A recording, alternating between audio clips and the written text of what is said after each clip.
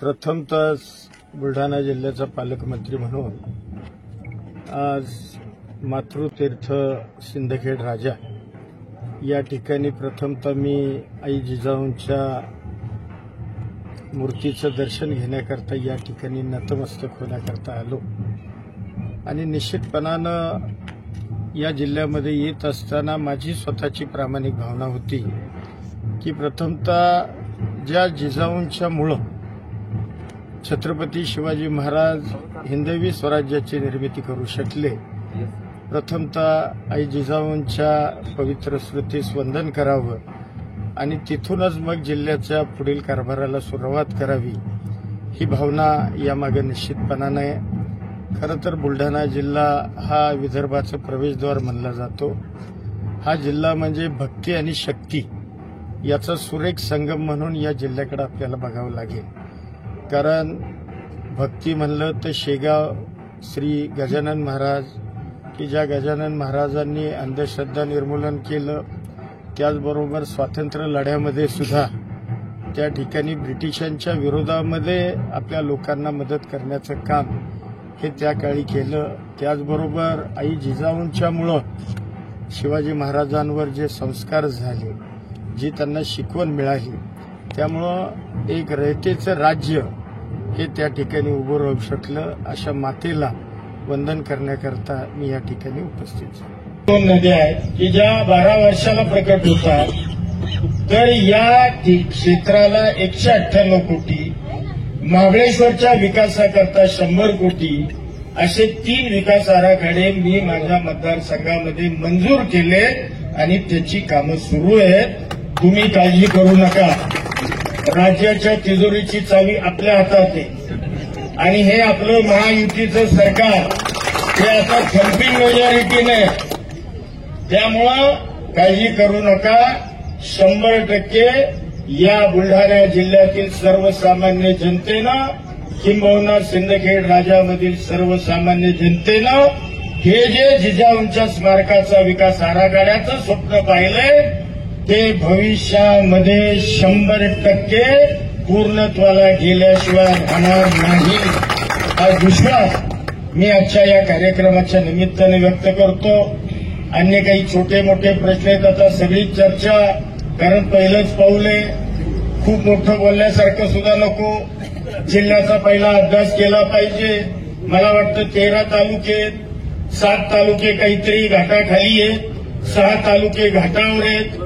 अजून ते बघायचेत मला, घाटावर म्हणजे कुठे आहेत आणि घाटाखाली म्हणजे कुठे आहेत. कारण माझ्याकडे सगळे डोंगर, सह्याद्रीची सगळी म्हणजे पिक्केस्ट लाईन, ज्याला उंच डोंगर म्हणतो, ते सगळे माझ्या मतदारसंघात. म्हणजे या राज्यातलं सगळ्यात थंड हवेचं ठिकाण महाबळेश्वर हे माझ्या मतदारसंघामध्ये आहे. त्यामुळे आता इथं काय परिस्थिती आहे याचा मला अभ्यास करावा लागेल. निश्चितपणानं मनोज कायंदेंसारखा एक तरुण, त्याबद्दल मी तुम्हाला सगळ्यांना मनपूर्वक धन्यवाद देतो. आणि हे निवडून देत असताना आमचे काजीसाहेब जिल्हाध्यक्ष म्हणून असतील, आमचे बोंद्रे साहेब असतील, आमचे काळे साहेब असतील, आमचे भारतीय जनता पार्टीचे अध्यक्ष किंवा तुम्ही सगळ्या मित्र पक्षांच्या पदाधिकाऱ्यांनी, कार्यकर्त्यांनी दिवस रात्र कष्ट करून एक तरुण होतकरी तरुण आज तुमचा आमदार म्हणून निवडून दिलाय. मी खात्री देतो यांना पालकमंत्री म्हणून किंवा राज्याच्या पातळीवर जी काही ताकद या मतदारसंघाकरता, या जिल्ह्याकरता लागेल ती भविष्यामध्ये दिली जाईल, हा विश्वास या निमित्तानं आपल्याला सगळ्यांना देतो. अधिकचा वेळ घेत नाही, कारण हा कार्यक्रम अचानक आपला झाला. हा कार्यक्रम काही माझ्या कार्यक्रम पत्रिकेत नव्हता असो, परंतु झाला हे चांगलं झालं की जेणेकरून तुमच्याशी संवाद साधता आला आणि कार्यकर्त्यांशी संवाद हे माझं आवडती माझी गोष्ट आहे. तुम्हाला खोटं वाटेल म्हणजे आता जाऊ द्या, पुढं बोलू आपण, मी आता काही बोलत नाही. त्यामुळे असो, तुम्हाला मी नवीन निश्चित आहे. मंत्री म्हणजे पालकमंत्री झालो म्हणजे मंत्री नवीनच झालोय, पालकमंत्री नवीनच आहे. जरा अभ्यास करायला थोडासा सवड द्या. तुम्हाला निश्चित विश्वास देतो की चांगलं काम या 5 वर्षामध्ये मी तुम्हाला करून दाखवेन. की तुम्ही म्हणा की काही ना काहीतरी हा माणूस या जिल्ह्याकरता करून गेला, एवढा विश्वास मात्र जिजाऊच्या या भूमीमध्ये मी आपल्याला सगळ्यांना देतो आणि मी माझे 2 शब्द थांबवतो. तर मनापासून आनंद झाला. आपले आभार या ठिकाणी मानतो. आभार. जिल्ह्यामध्ये आपण पदार्पण करत असताना सुरुवातीलाच जिजामातेचं दर्शनाला या ठिकाणी आलात आणि खरोखर काळजी साहेबांनी अत्यंत चांगल्या पद्धतीनं जिल्ह्याची परिस्थिती आपल्यासमोर ठेवली आणि या मतदारसंघामध्ये अनेक अशा समस्या आहेत की ज्या आपल्या माध्यमातून आपल्या सर्वांना सोबत राहून या ठिकाणी सोडवायच्या. नक्कीच आबा आपल्या रूपानं एक चांगला नेता आमच्या या जिल्ह्याला, एक पालकत्व चांगल्या पद्धतीचं आमच्या जिल्ह्याला या ठिकाणी सर्वसामान्य नागरिकाला या ठिकाणी मिळालं आणि खरोखर अजितदादांचे मनापासून या ठिकाणी आभार व्यक्त करतो. आबांचं या ठिकाणी जिल्ह्यामध्ये आपल्या मतदारसंघामध्ये मनापासून आपल्या सर्वांच्या वतीनं स्वागत करतो.